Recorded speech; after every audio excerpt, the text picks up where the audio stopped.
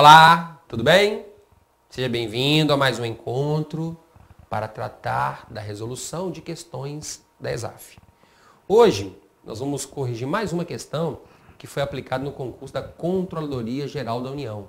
Mais precisamente a questão 18 da prova 2. Vamos dar uma olhadinha lá no conteúdo da questão 18 da prova 2? Olha só o que estava dizendo. Questão 18. O princípio que instrumentaliza a administração para a revisão de seus próprios atos, consubstanciando um meio adicional de controle da sua atuação e, no que toca ao controle de legalidade, representando potencial redução do congestionamento do Poder Judiciário, denomina-se o quê? Vamos analisar aqui. Eu posso dizer que denomina-se razoabilidade? Não. Proporcionalidade? Não. Autotutela? Sim. Resposta letra C. Gente, olha só. Esse poder de autotutela, que também é chamado de princípio da autotutela, é aquele que assegura à administração pública a prerrogativa de rever os seus próprios atos. Reanalisar os atos que foram editados anteriormente. E nessa reanálise, se a administração constatar que o ato ele é ilegal, ela tem a prerrogativa de anular esse ato, sem precisar de autorização do Poder Judiciário. Então a própria administração constatou que o ato é ilegal, ela mesma já providencia a anulação desse ato. Da mesma forma, ao reanalisar aqueles atos, se a administração entender que eles não são mais convenientes, que eles não são mais oportunos, ela pode revogá-los. Lembre-se, a anulação incide sobre um ato ilegal. De outro lado, a revogação incide sobre atos legais.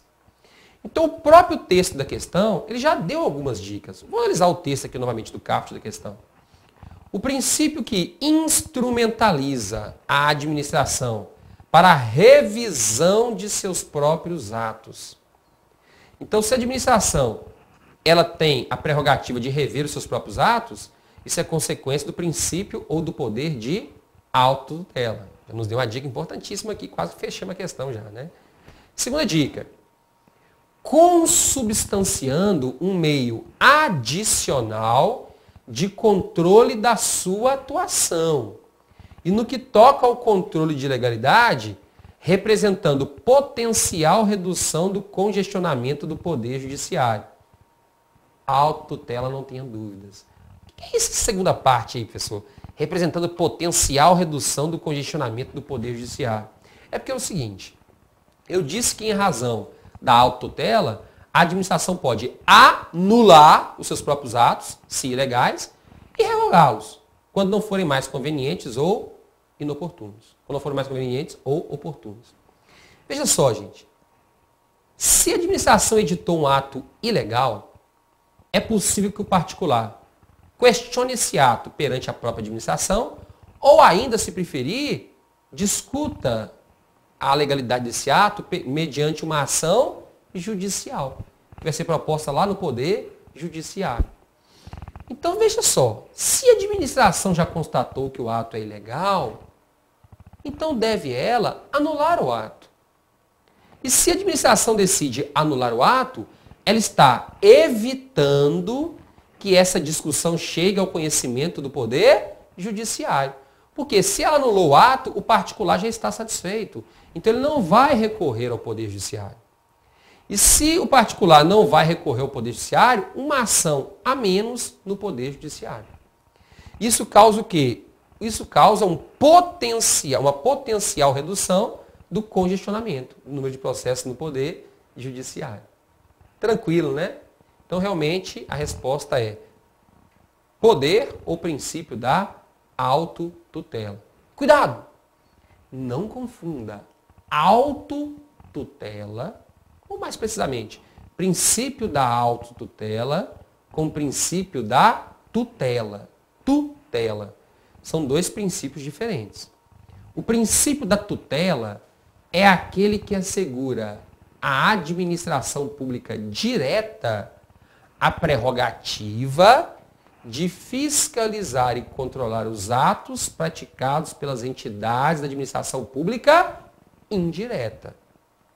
Então, peraí, professor, você está me dizendo que a administração pública direta pode fiscalizar e controlar os atos editados pela administração pública indireta? É isso mesmo que eu disse. Corretíssimo. Essa prerrogativa existe sim. Uai, professor, mas eu achei que não existia subordinação entre administração indireta e direta. Isso está correto, não existe subordinação mesmo, não. O que existe é uma relação de vinculação.